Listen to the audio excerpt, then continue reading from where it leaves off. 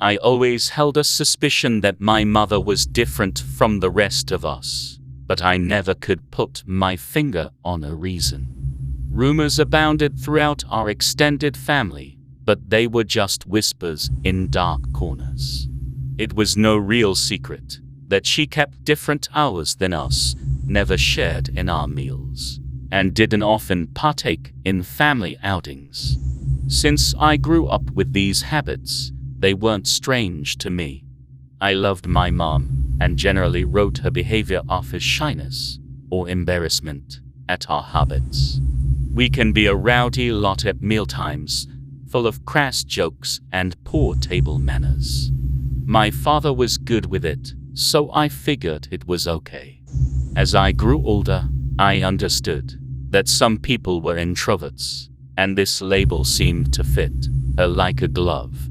She was never comfortable at parties, though my father insisted on them.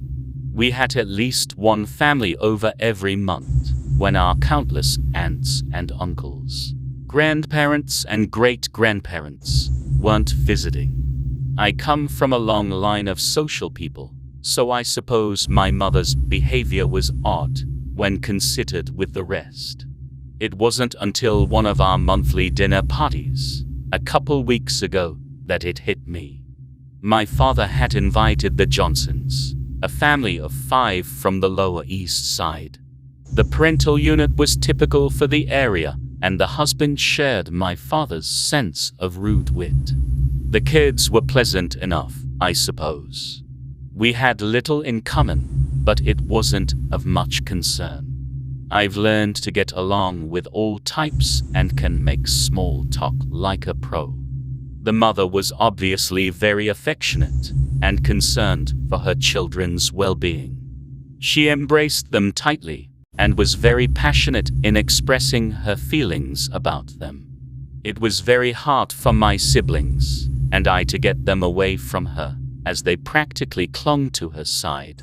Mother was present through the entire event, at the insistence of my father. "You're part of this family, Clarissa, so you should participate," I had overheard him tell her through the kitchen door. She was practically in tears, but she came out and stood by the doorway, avoiding the glances of our guests. She must have been pretending she couldn't hear them, because she didn't respond when they addressed her loudly on multiple occasions. "Call the police," they would say. "They can't have our children," they would claim. And of course, like all their predecessors, they inevitably called out, "Help. Somebody please help us." Then, for one split second, my mother glanced up and locked eyes with the other mother. I saw in her expression something it's taken weeks of research and discovery for me to comprehend, as I've had no experience with this in my life: pity and remorse. Then, unable to handle the carnage 1 second longer, she disappeared back into the kitchen. How had I not noticed that my mother was a human?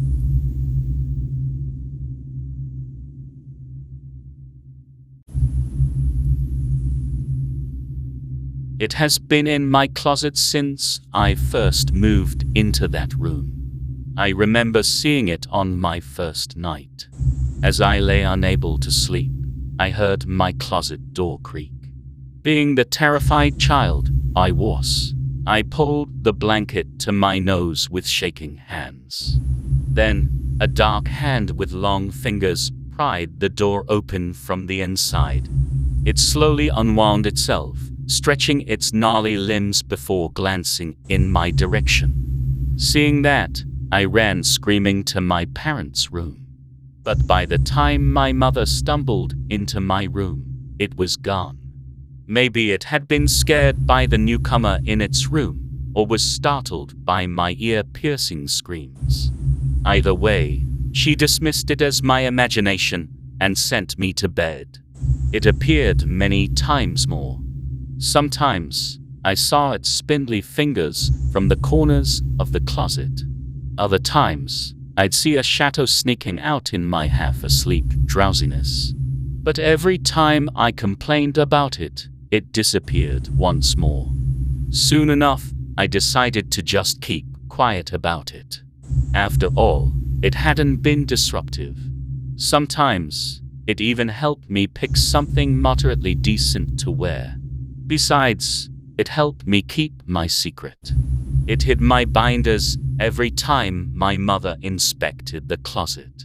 It stayed quiet as I got rid of all those dresses I detested. Maybe it was out of monstrous goodwill, but it was the reason I wasn't thrown out sooner. However, after a few years of being in the closet, I decided to come out. My parents' response to that was a few vases thrown at my head and a beating. I'd been prepared for that. They weren't the most open-minded of people, but it still hurt to have that be confirmed. After that, every night in that house became a living hell. My mother threw out everything they didn't hide. My father reasoned with me, claiming that years of self-doubt was merely a phase. When I didn't respond in the way they wanted, they beat me again. One horrible day, I managed to escape to my room after another beating, with my parents in hot pursuit. Locking my door and barricading it, I listened to their muffled shouts. What could I do? They had a master key, and both of them were strong enough to break the barricade.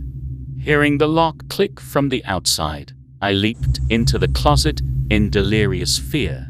The darkness was strangely comforting, but as I dove in, it crawled out as well. I didn't see all that happened to my parents after that, but it wasn't pretty. When I drew up the courage to step out, I saw it standing in a room covered from floor to ceiling in blood and organs. It looked at me, nodded, and crawled back into the closet. It was only right for me to nod back.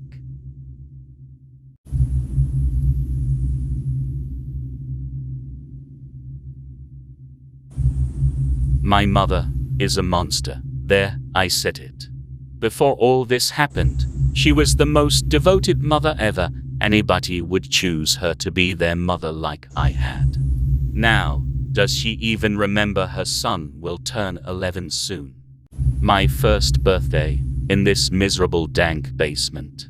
It has been 8 months since she has kept me shackled to this rusted bed.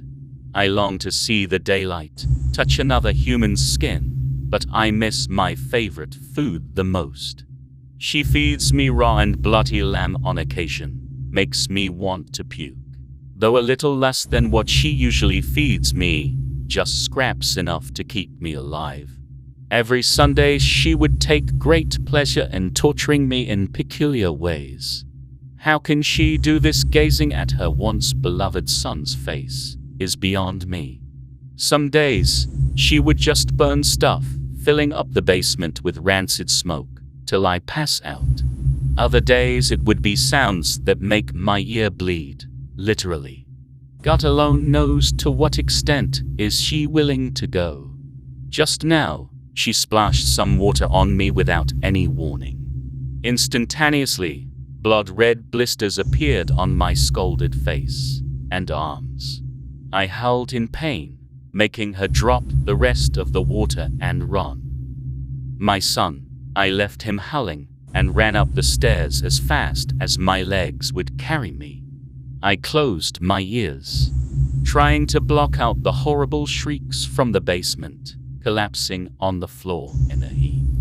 My sobs reverberated through the hall, mixing with his shrieks. Almost a year back, there was a string of murders. Every time, nothing was found except the skin of the child, carefully laid out on bed, intact, like a bodysuit waiting to be worn. It was found the murders were on the 10th birthday of each victim. I remember feeling guilty for being glad my son had already turned 10 last month, just before it all began. That night something woke me up. As I went to the kitchen to get water, I peeked into my son's bedroom. What I saw was worse than any nightmare imaginable. The creature's body was sinewy, a dark crimson mixed with white taut tendons, ridges protruding from its spine, ending in a fleshy tail. Eyes, just cavernous hollow pits.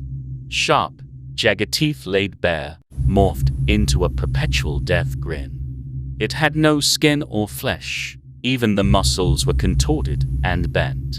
Lying on its gnarly feet was my son's unblemished skin, a bodysuit, which he donned to become my son. Since his 10th birthday, he was so happy, loving, and attentive that I ignored the obvious signs that it wasn't my son anymore. I imprisoned it in the hopes of exorcising it. I tried sage, I tried hymns, and just now, I had tried holy water. But does it really work when it's not a possession, but a demon wearing your son's skin, turning your son into a monster?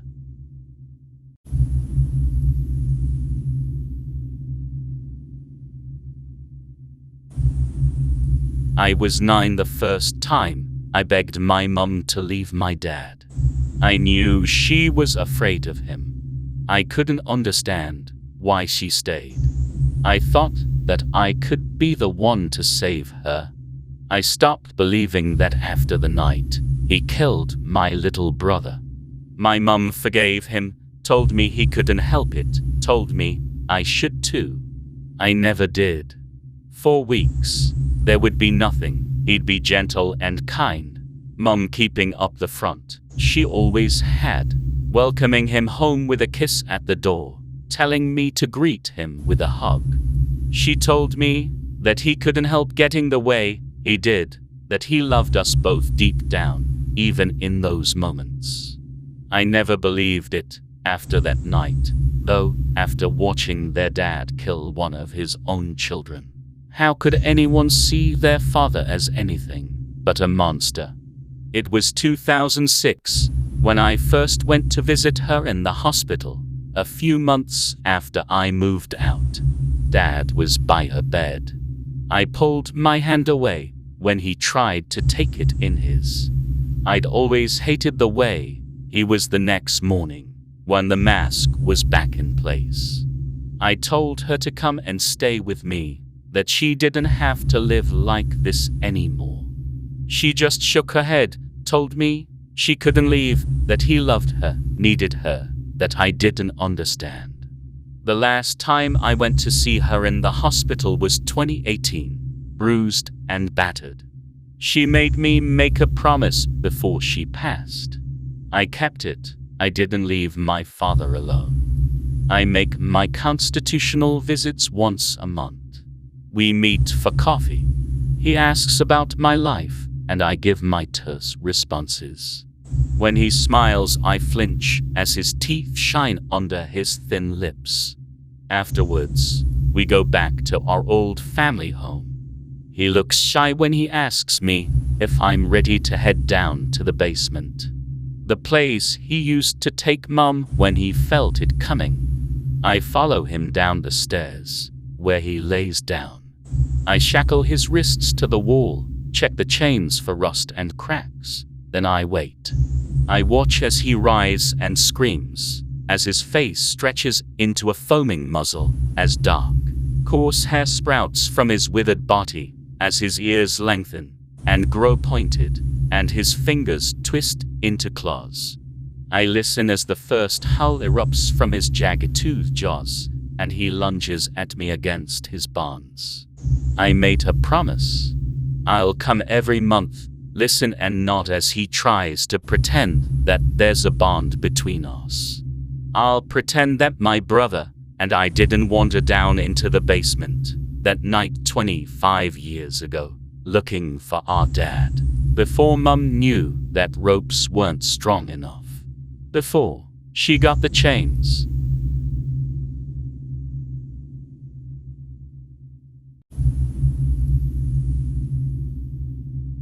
Take baby doll and get down there with your father, Mama says, holding up the wooden trapdoor in our kitchen floor. She doesn't say it, but I know the monsters are coming for me again. Yes, Mama, I say, dragging baby doll along by her neck and climbing down into the square, black hole. I see the light reflecting off Daddy's eyes and his big smile. Daddy always has a big smile nowadays. I whisper hello to him, like usual. He doesn't reply. From Daddy and my hiding place under the floor, I hear the sound of many voices gathering on our front porch. The monsters are really angry.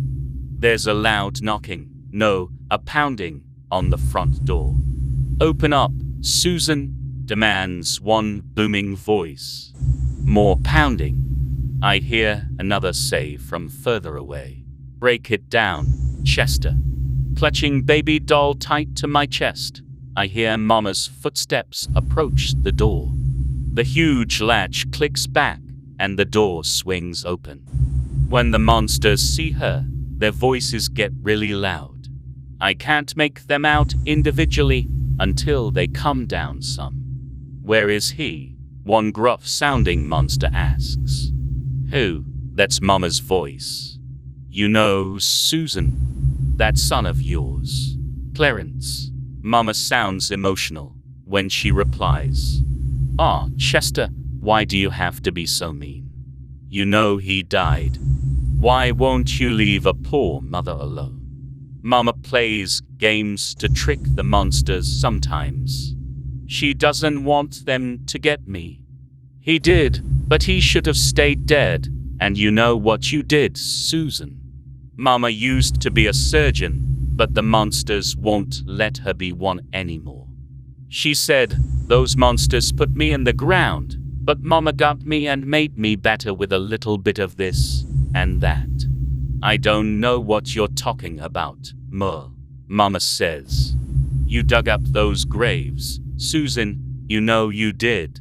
And where's your husband?" "Business trip," Mama replied. The monsters sound like they don't believe her. I snuggle into Daddy's softness and prop his heavy arm around my shoulders. He used to be grumpy and a real frowny face, as Mama used to say. He smiles all the time now. Mama's stitches hell. "We've seen that thing lurking about at night. It was peering in Kathy's bedroom window," one monster say. "That is true. Sometimes I get bored, and I go out to look at the monsters. I like to see what they are watching on their picture boxes. It's best in the dark."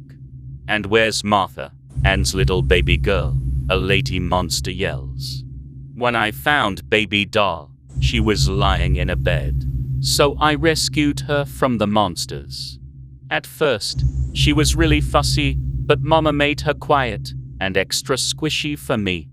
You folks need to leave a grieving wife and mother alone," Mama shouts back. "Now get out of here before I shoot you all."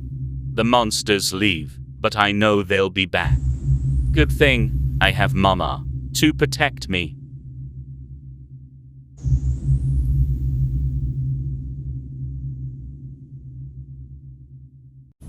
I squinted as I tried to make sense of what was before me. Dust clung to the air, visible in the few slender strips of light let in by missing pieces of roof. The barn floor creaked precariously beneath my feet with my neck's slow step, and I heard a low growl emanate from somewhere in the darkness ahead. Step, step, creak. I paused a few feet away from the beast. Her jowls dripped thick saliva, and her eyes glinted as she let loose another rumble. Having mentally mapped out this old building, I prepared myself to make a safe exit, if needed. It was a last resort. However, retreat meant I would never see pay for this job. People call me when they need monsters handled. I've seen my fair share, from manageable pests to giant beasts with matted hair and vicious bites. This one was certainly on the larger end, and I wondered if I'd bitten off more than I could chew. The caller said they'd bought the property cheap and just come across the barn full of the previous owner's unwanted belongings. And this creature, Beneath her undulating belly writhed a half-dozen spawn. They squirmed and tangled in a heap, combating one another for space and dominance, their hair glistening with blood and crawling in flies. I locked eyes with their mother as I reached for my tools. She lunged, shortening the gap between me and her in the name of protecting her precious babies. I heard her teeth come together, narrowly missing my flesh as I stood to my full height. By this point, her snarls were no longer a warning. I positioned myself for her capture, and she took another leap. This time her jaws closed on my forearm, only for a moment before she yelped in surprise and stumbled backward. Unbeknownst to the monster, I'd set my trap directly in front of her, and she'd dove headfirst, catching herself by the throat. I gripped the carrying end of the trap tightly and turned toward the exit. I stepped back into the light of day, where my fellow hunters greeted me to help load our catch onto the truck. We latched the strong metal door, and she flopped down, exhausted and defeated. She let out one final desperate groan, her face pressed against the bars in front of her. As I tended to the bite wound on my arm, two of my comrades ventured into the barn, returning with the smaller beasts and piling them into a second crate. "We'll handle this drop-off," my partner said, "but you ought to go have that looked at by a professional." I nodded and started to my vehicle, but stopped short, turning back to the once vicious creature in the back of the work truck. I reached out and flattened my hand over the front, allowing her a cautious whiff. I hopped back into my SUV and sighed to myself. Some people shouldn't have dogs.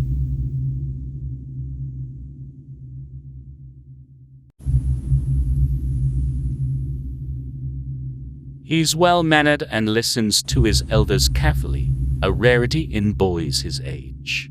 That's why I picked him. We leave his school together, me having explained to him that his mother asked me to take him home since she was working late. Her working late must be common, because he doesn't question my story at all. In fact, he somehow seems eager to go with me. As we drive towards that spot in the woods that I like to take them, clearly far away from his house, he doesn't speak up at all. He's even smiling, I realize. I get a little excited about his ignorance. Enjoy the time you have left, I think. He keeps his eyes on me, his little smile beaming. Weird kid. 20 minutes and 3 back roads later, we pull up to my spot. My heart races as the thrill of the hunt starts to set in. I'm a lion who has found its prized antelope, and we're about to do noble battle. I hop out of the car. The cool forest air fills my lungs, and I close my eyes as I take a deep breath. I let out, shocked to feel a hand grabbing mine. I open my eyes to see him standing before me, still smiling. I pull my hand back, wondering how he managed to slip out of the car without me noticing. I must have really been feeling the moment. That's not unusual for me, admittedly. One time, a kid had even crawled all the way. "This is going to be so fun," he says, interrupting my thoughts. Before I can think of a response, I notice his eyes. They're off. Why are they shaped like that? I don't like the way they sit in his face, which itself is warped grotesquely by that ever-persistent smile. The smile has been on his face so long that it's decayed into something unnatural. The smile of a spider, or a cockroach, or maybe some monster. I shake my head and tell myself I'm imagining things. "Come on," I say, pointing into the trees. "This way." A minute of walking later, we finally get to my spot. I look at him.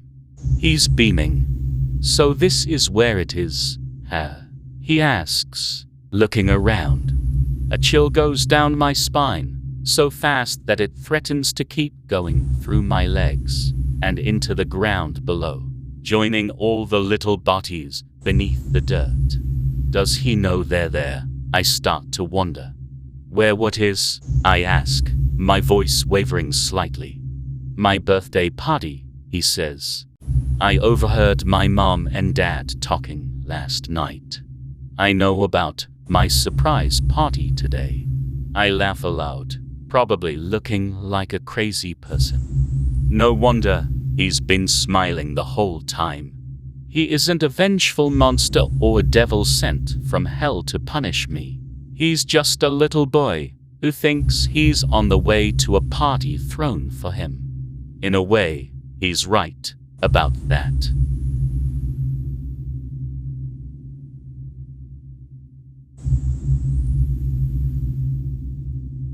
When I was little, I had a friend called Peter. We were inseparable. The best friend I could ever wish for. We played games and drew pictures together, etc., etc., so on and so forth. You get the gist. Our favorite game to play was our own version of hide and seek. Peter had a small, dark crawl space in the back of his closet, which was the designated counting spot. I would sit inside the unlit cubby and count to 20 while Peter hid. We would sometimes play this game for hours, with the hiding spaces getting more and more elaborate, and it was getting harder to find Peter. We absolutely loved this game. However, Peter's parents did not. Apparently, we kept them awake at night, and our choice of hiding spaces were becoming a problem. They once found him locked inside an old trunk in the attic. I have to confess that one was a little extreme on Peter's part. Even I couldn't find him for a whole day. As much as I loved Peter, I couldn't say the same for his family. They were horrible and cruel. They never made me feel particularly welcome, but they started telling me to leave. They told me I wasn't allowed to play with Peter, and that I should just leave him alone. After a few months, Peter's parents moved him away so that we couldn't play together anymore. A new family moved into Peter's house shortly after. This family had a daughter called Isabella.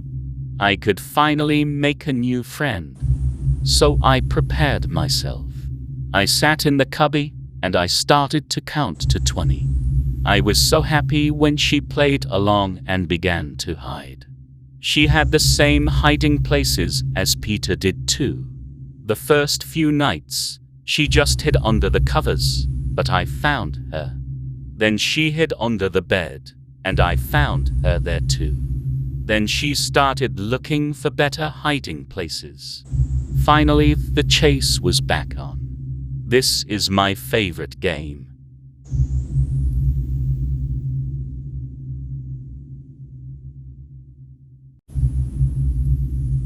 Beware the skinwalker. That's what my parents told me. He roams the woods and steals up naughty children who stay out past bedtime. He'll shave your head and steal your face, and wear you like a mask. It was a silly story told around the fires at night to scare young ones into obeying their parents. It worked. Every child returned to home as soon as the golden blazing sun crested the high mountains surrounding our tiny little town. As the last rays of light traveled across the land our ancestors claim, sweeping like a wave, the children ran to the safety of their wooden homes. They all followed this rule, up until they grew out of their silly superstitions. My old Uncle Robin stayed out 3 nights once hunting, they would boast. There's nothing out there to fear more than bears and mountain lions. They would stay out and party late into night with other young ones, against their parents' wishes. The parents couldn't get control of their children. So they started sending adults dressed in leather masks to scare the children back into their homes. It was him. I saw him with my own eyes. They would tell each other. He was there, wearing a face and everything. I'm lucky to be alive right now. But again, reason brought them to the same conclusion. No children have gone missing in over a decade. How could the skinwalker have a face? They would haughtily say, "This is merely our parents trying to stop us from having our fun. Why should we let them?" They again partied around large bonfires in the woods until late into the night. The parents, dismayed that their tricks had failed, lamented on when they were children and let it continue. After all, there was no main issue with the partying. The children still got up and did their chores and tended their farms, if a little crankily. That is, until they began to disappear one by one. Each night one would disappear from the bonfires without the others noticing. The children, assuming it was just their parents, pulling tricks again, continued to party. After 5 disappearances, word got around the town, and there was a curfew set.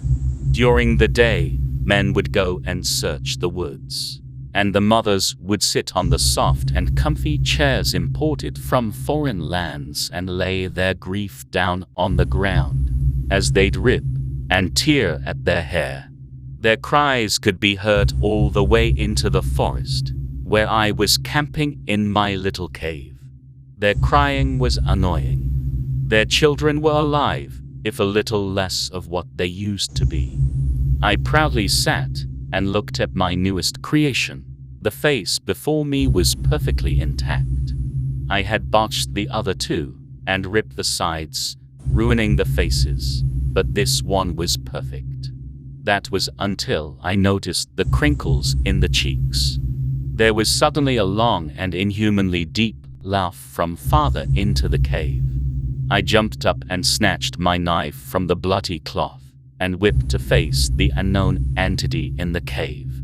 Shambling out came an 8-legged monster, dripping with moisture from the dank insides of the cave. It was wrapped in hide after hide of what looked like leather. Upon closer inspection, they were perfect faces. They all looked as if they'd just been freshly ripped off the victim's face. A cold shiver went down my spine. This was more than what I was. I was a murderer who wanted more from their kills. This was something else. Something much more evil and ancient. This was the skinwalker. A little advice from an experienced predator, it drawled in a deep and gravelly voice. Use the oil you cook with to help ease out the wrinkles in the faces.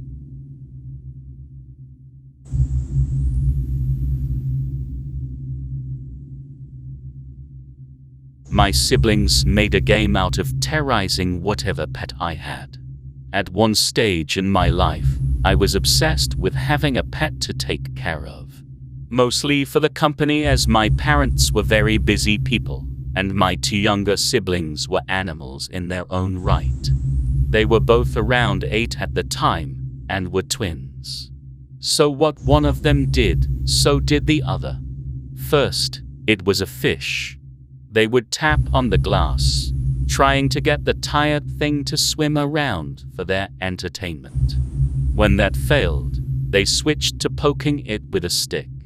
Sooner or later, they poked too hard and Mr. Bubbles was no more. So I got a dog. They're more durable, right? It turns out even man's best friend has its limits. They took turns jump scaring her until they scared her while she was outside, and she sprinted away into oncoming traffic. So I tried different pets. A snake, cat, spider, bird. They all lasted longer than the first 2. I had that bird for an entire year, actually. But all would meet their end by the terrible twins. Don't think of me as a bad person for continuing to have my parents buy pets for me. I tried my best to keep them safe and happy. I told my parents about how destructive my younger siblings were. But I got told, again and again, kids will be kids. I realize I should have given up, but I wanted a pet. Something, anything, as long as it couldn't get scared or hurt by the twins' games. On my birthday, I got a book from my aunt. She was a bit of an oddball, the family's black sheep. She dabbled in the occult, but was a very kind woman, so we still saw her on holidays. She gave me a book on summoning, since she knew of my desire for an exotic pet. But the book came with a stern warning to not summon anything I couldn't put back. I swore I wouldn't, and that was that. Now let me say, I don't have the slightest clue how to put whatever that thing is back. But I don't need to. I finally got a pet that the twins can't scare. I remember the looks on their faces when I told them to come into my room and see my new pet. Their devious little grins at one another, followed by the patting of their feet on the hardwood floor as they sprinted to my bedroom. How quickly their faces fell into fear when they saw the thing rising up from the circle on the floor. How happy I became when I realized I finally had a pet they couldn't scare. They made a game of scaring my pets. Now my pet would make a game of scaring them.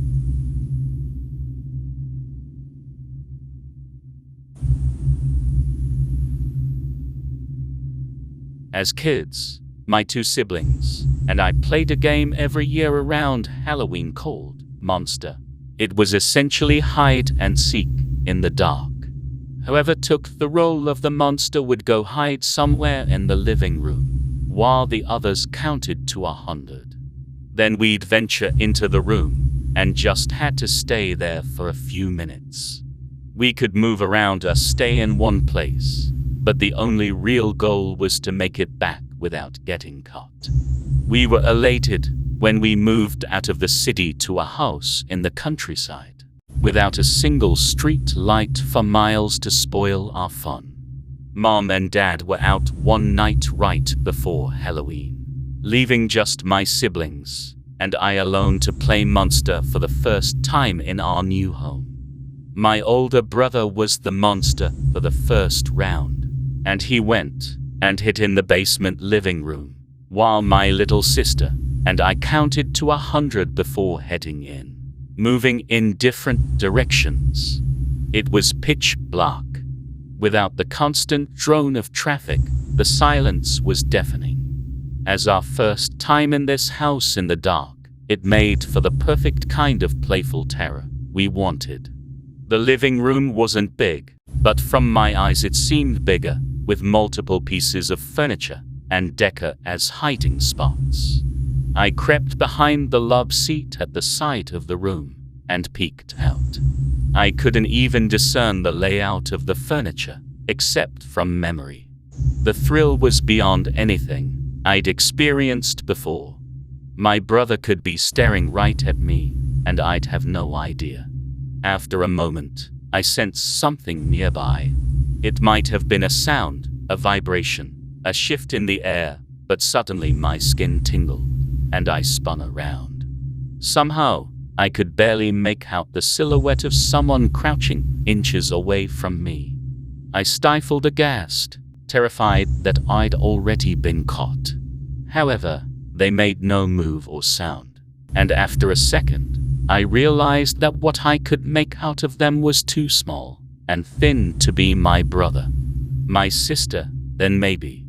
I relaxed, but only for a second. Not wanting to risk losing the game because of her, I tried to wave her off to get her to move elsewhere.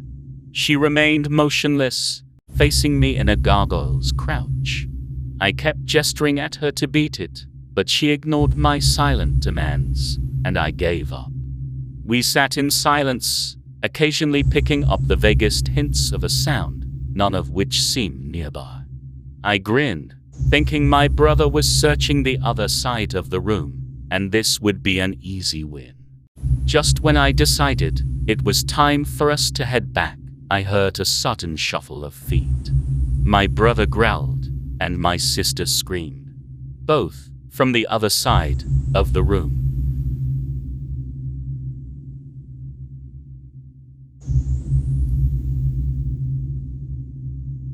Raindrops slid down the shingles of an old house in an elegant dance, both providing sustenance to the flora while eroding away the long-aged wood with its watery touch. Inside that same house, a family of 3 slept softly into the night. Their brains spun tales of lofty happiness in their final moments, of better times, and the heavens they wish for. While their dreams unraveled in their infinite imagination, a nightmare slinked into their abode. Its soul seeped in an inky darkness, unlike any of the natural world, with an intention of imposing suffering on those undeserving and unsuspecting of its cold embrace. I had tracked down the scent of a particularly nasty corpse, following the trail of bodies it left in its wake. From hitchhikers left brutalized on the side of the road, to cars painted red from the inside out, it killed without discretion. A monster of this caliber felt no level of pity for those poor souls unlucky enough to cross paths. It didn't have the capacity for such human emotions.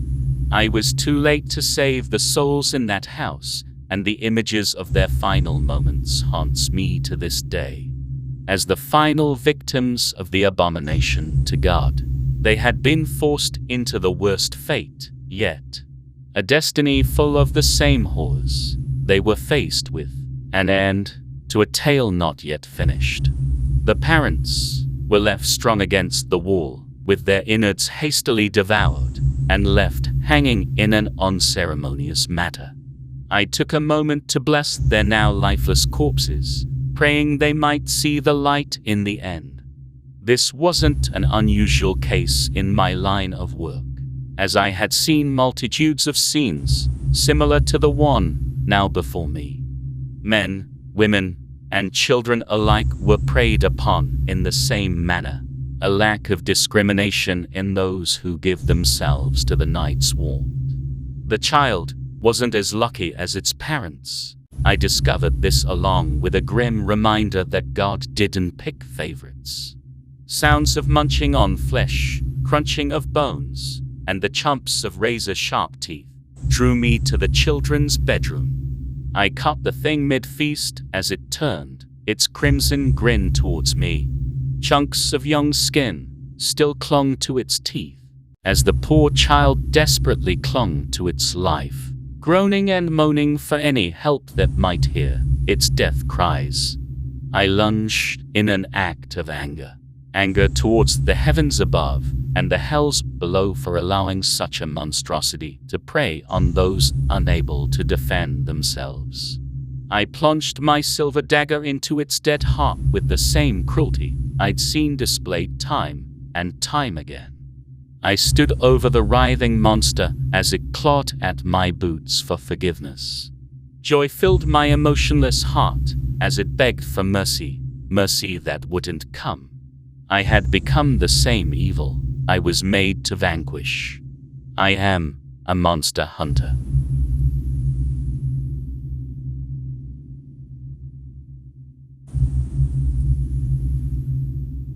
I couldn't believe my eyes.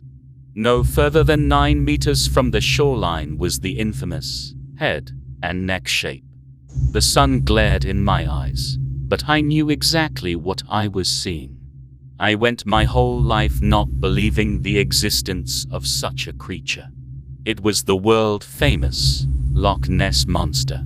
You see, I've lived on the shore of the loch my whole life. To me, it was just an ordinary body of water, which it is.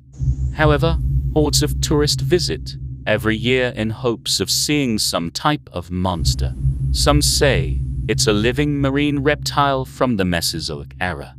Others say it's some type of demon. I knew better. There's absolutely no way a creature like that could possibly exist. Well, that's what I thought. Until I was looking directly at it. A living creature. I had to capture this creature. I wasn't going to take a blurry photograph like everyone else. Luckily, my kayak was right on the shore. I grabbed some rope, the oar, and pushed it into the water before jumping in. I quickly paddled after the creature. It spotted me and was trying to get away. The capture of this creature would be world news. I could only imagine the headlines. Unknown creature caught in Loch Ness by local man. The Loch monster is real. I would go down in history. Luckily, the creature was small, slow, and not too smart. It could just swim away below the surface, but it didn't. It just swam with its head, where I could grab it. I quickly tied my rope into a half-assed lasso and paddled closer. I was only 2 meters away from the creature when I prepared to catch it. My plan was to get the lasso around the neck and drag it back to shore. I've never used a lasso before, nor was I a cowboy, since I'm not American, but I was positive this would work. The neck began to sink below the surface. With no time to spare, I tossed the lasso. Success. It went right around the neck. I pulled the creature over when I noticed something strange. It had no facial features. No eyes, mouth, or nostrils. Strangely, it had 2 crests above where its eyes would be. I touched it. It felt slimy, like a real sea creature. Had I been tricked? Before I could think any further, the creature was yanked downwards, pulling me with it. I splashed in the bitter cold water. I was stunned, but I still held onto the rope. As I was pulled down, the water went from tea-colored to inky black. Suddenly, I came to a stop. 2 large, blue ovals appeared a meter away. They were emanating a blinding light. It was some type of bioluminescence. I then noticed rows of silvery teeth below them. A wave of panic rushed through me when I realized what happened. I didn't catch the monster, I had caught its lure.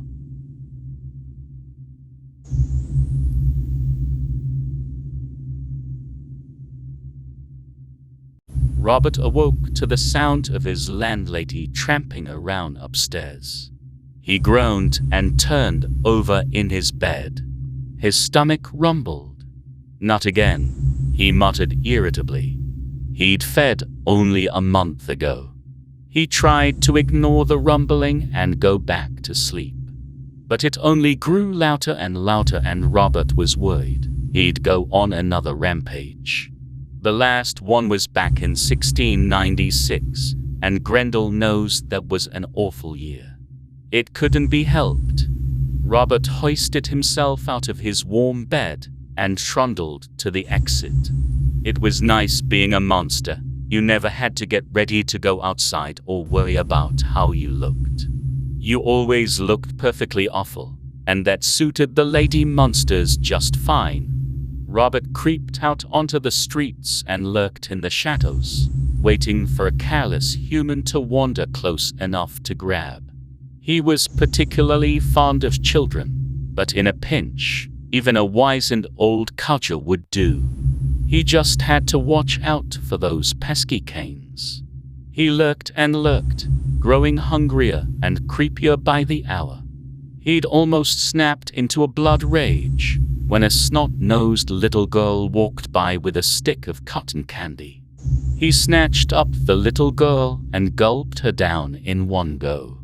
He spat out the cotton candy with a grimace. Nasty stuff. With his hunger sated, Robert slithered back home to his little studio apartment underneath his landlady's house. She didn't mind renting to a monster, as she was a human who despised other humans. And besides, she cared much more about whether he paid his rent than whether he ate the neighbors. He pottered about for several hours, filing his claws and labeling his eyeball collection, and doing other such things a monster does to pass the time. He turned on the television and watched the news broadcast about the missing little girl. The police thought there was a pedophile out kidnapping small children. Could you believe it? Humans are so silly. Then he decided he'd done enough squelching around. It was time to work. He logged into Fiverr and did a round of data entry. With his many appendages, his typing was lightning fast. Then he designed a greeting card. Robert had wonderful design sense. His client was so happy, he requested another one. So Robert had quite a busy day. Pleasantly tired, and his stomach still full, Robert went back to bed. There he'd slumber for the next several days, or perhaps several weeks. In the bright summers, he often stayed dormant for months at a time. The little girl cried out inside his stomach as Robert leaned back against his pillows. "Relax, kiddo," he said to her soothingly. "You've made me a fine meal. I hope your parents make a new one and fatten it up, just like you." Then he closed his 900 eyes and fell fast asleep.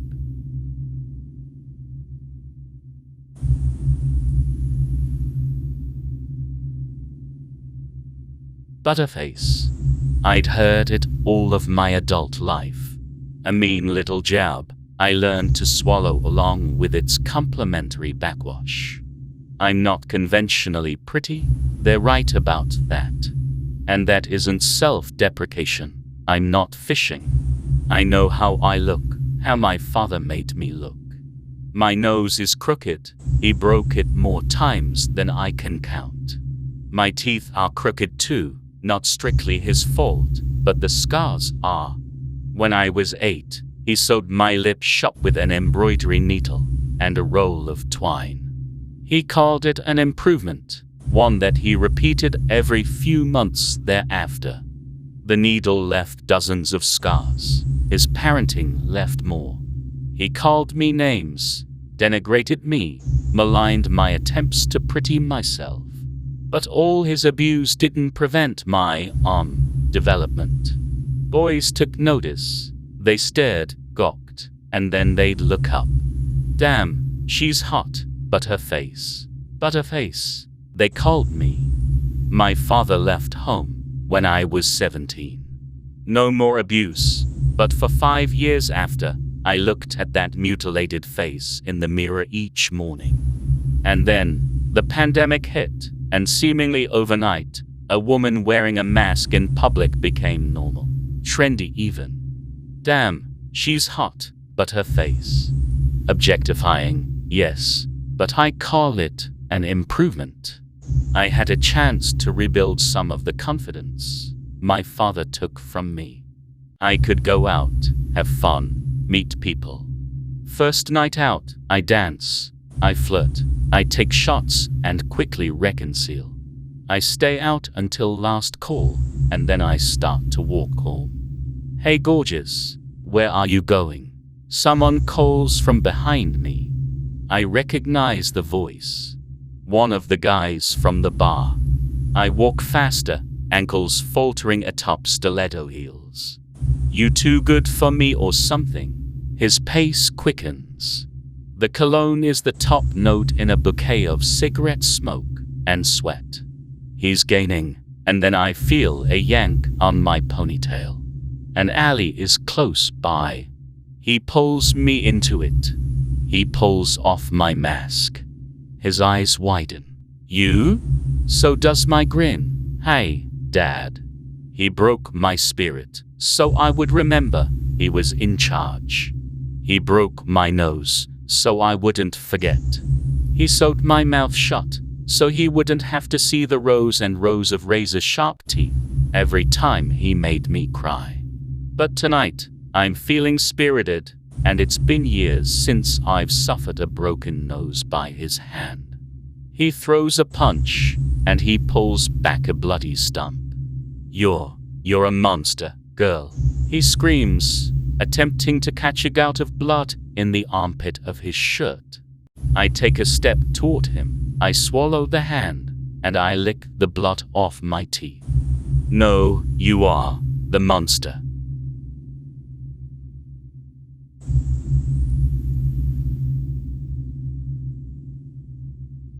I walk my son through the park.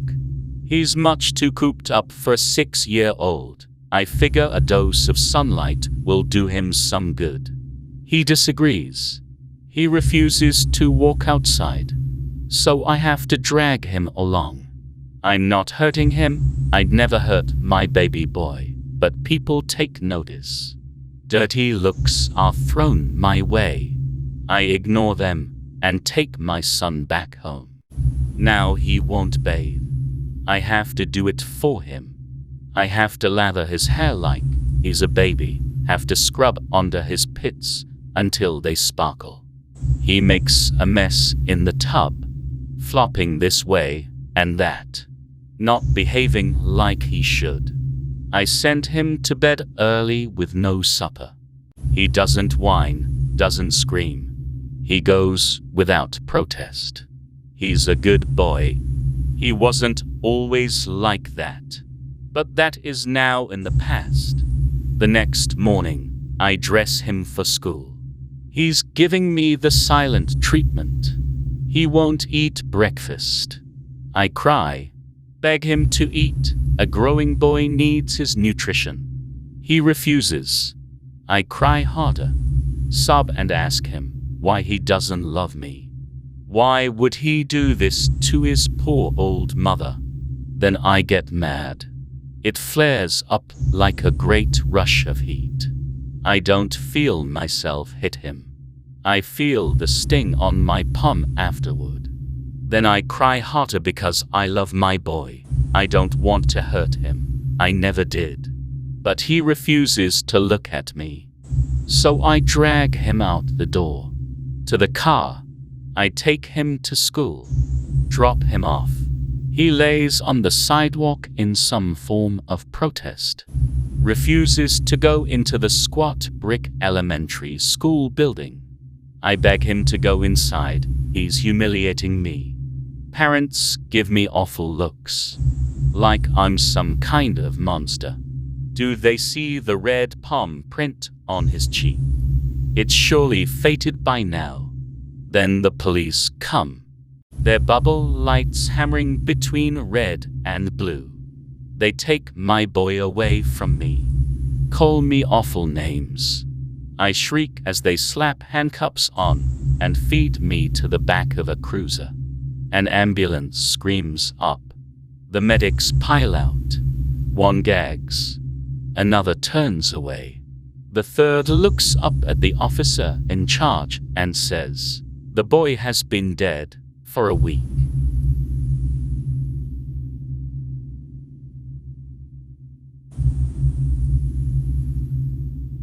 As a kid, I used to think there were monsters under my bed. When this would happen, I would run to my parents' room, screaming nonsensical accusations about my unwanted visitor. My dad, patient as always, would take my hand, walk me back to my room, sit me on the bed, and he would talk. His voice alone had the ability to comfort me, to the point I would feel silly having ever felt scared. He talked about facing your fears. Today, it was monsters, but tomorrow it will be something else. I mustn't let that fear affect me. He would tuck me in tightly, ruffle my hair, and throw in an attaboy.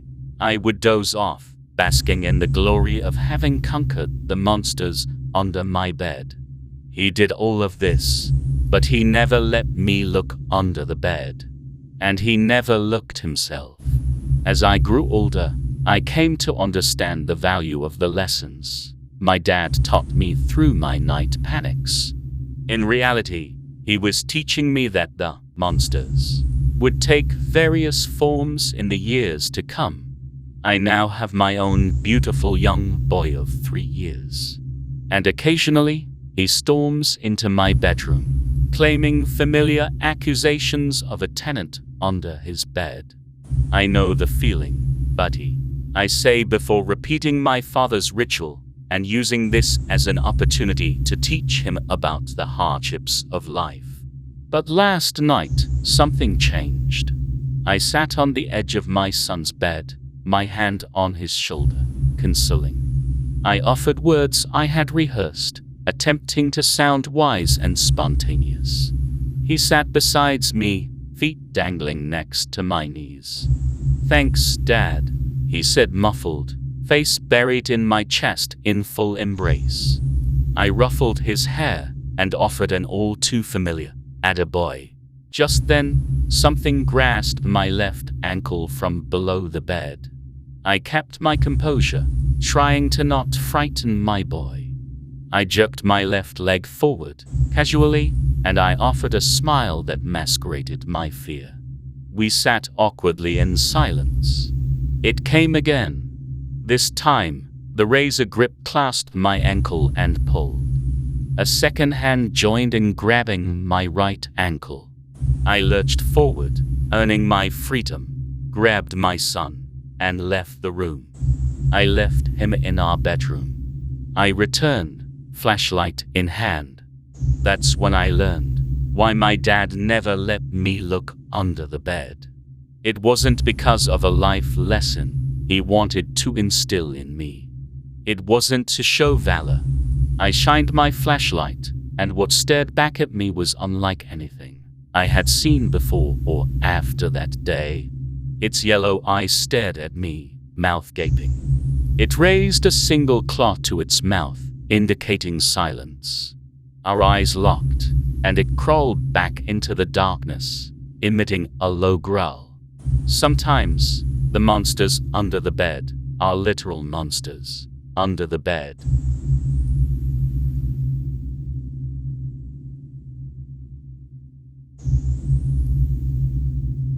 A sharp beam of light cut across the dirty room, dirty clothes and broken bottles strewn all over the dirty, damp floor, as if they were dead bodies, souls ready to be claimed by a holy light.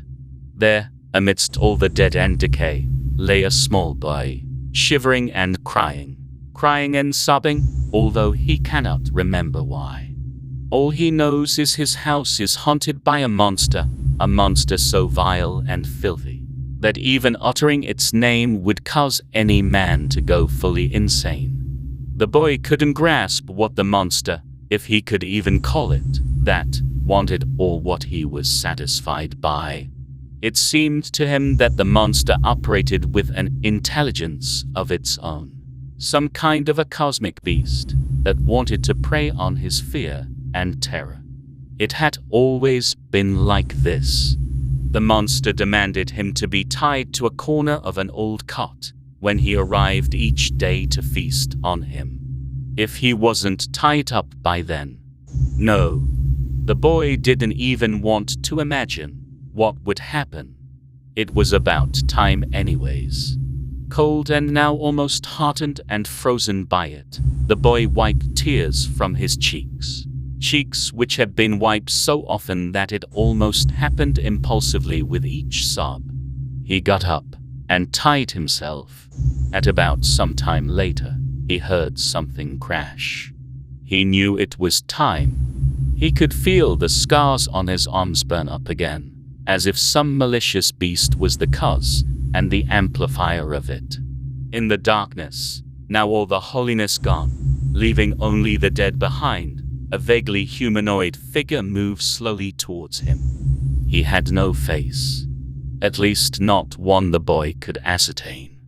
The boy could almost imagine a dark aura, filled with the rottenness of the deepest pit in hell, fill him up. As the figure got closer, he could smell it, a smell akin to all the tortured soul's breath, as if the devil himself breathed over him. The figure was drooling, sticky saliva pouring down from its perverse grin as it let go of its last bit of clothing. The boy knew now there was nothing that could be done. Felt like a character in one of those television shows he used to watch before this madness had begun. Strapped to the track and knowing that a racing train was headed his way, he knew from his lost innocence that nothing at all will stop what's going to come. He knew all too well. Yet something still alive in him causes him to take the monster's name, calling it out one last time. Please, please don't. Father. He bites back his last sob as the train runs him over.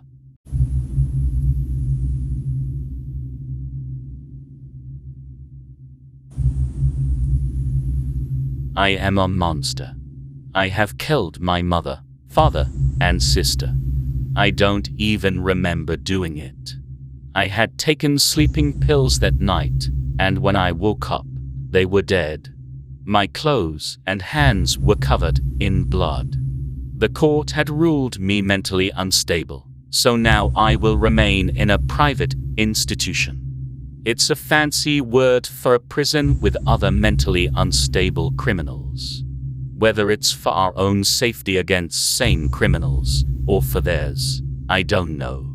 I suppose it doesn't matter, as well. It's strange though. I can't remember ever having suddenly snapped into a different state of mind. In group therapy here, I sometimes hear people say they had signs beforehand. But I can't remember experiencing that. Or is that specifically caused by my mentally unstableness? I don't know anymore. Speaking of therapy, I'll be led to personal therapy any moment now. My therapist is an ex-girlfriend of mine. Can you believe it? Back when I had broken up with her, she had been very manipulative. At least, she's doing good now. She had tried contacting me very often. I always refused. A guard led me to the room. They had strict orders not to talk to any of the patients. As usual, I greeted him politely. He never spoke, but he seemed more relaxed near me than with other patients.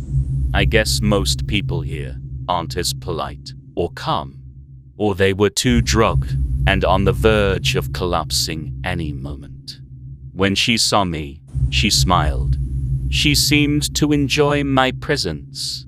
After exchanging pleasantries, she asked me a familiar question. Do you remember anything new? As a matter of fact, I did. In the morning, something not on my mind. The medication made it hard to think too much. She was tapping her foot against the table, making me glance at it subconsciously. Those shoes, that's it. I remember when I gulped. When I found the bodies. I ran up to them, but my prints weren't the only ones. What do you mean? Evidence suggested they didn't die immediately. Were the prints maybe their own? She asked with a wonder. No, they weren't wearing shoes. Neither was I. It looked like sneaker prints, like yours. She narrowed her eyes. That confused me, as she usually just nodded, almost smugly. She finished writing something down and looked up. I think the stressful environment is impacting your mind. To calm your mind, I'm prescribing you more medicine. This is not negotiable. A little while later, a nurse came in. The dosage of pills was double the normal amount. The nurse smiled at me sympathetically. After I ingested the medicine, she left. My therapist cleared her throat. Now, repeat after me and remember it. I am a monster. I killed my mother, father, and sister. And keep repeating it forever, she demanded. So, I did.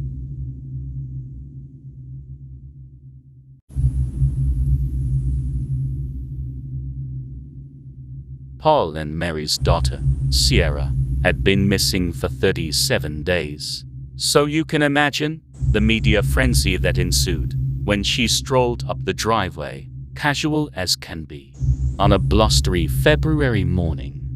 Her story had gone viral. A sweet, 8-year-old girl with severe developmental difficulties, no less, vanishing into thin air. It captured the heart of the town. 400 people joined the search party, and almost triple that amount attended her candlelight vigil. And then, just as the story started losing steam, Sierra wandered past 13 reporters, 2 police officers, and countless photographers. The timing was almost too perfect. Paul was on the front porch, garbage bag in hand, when he heard the gasps and spun around. The bag fell to the ground, spilling rotten apple cores and leftover chicken across the lawn. The symphony of flashing lights and camera shutters snapped him back to his senses. He scooped Sierra up, carried her inside, and pressed his back against the door. Still half asleep, Mary made her way down the stairs. What's with all? She saw Sierra scream, then raced back up the steps and locked herself in the bathroom. Paul took a moment to collect himself. First things first, they would have to play the part and take Sierra to a hospital. They could worry about what happened later. He couldn't coax Mary out of hiding, so he drove Sierra to the hospital alone. The doctor gave her a clean bill of health. Soon after, a detective stopped by to ask her some questions. What happened to you? Sierra just shrugs. Were you with someone? The detective continues. Sierra nods. Did they hurt you? Head shake.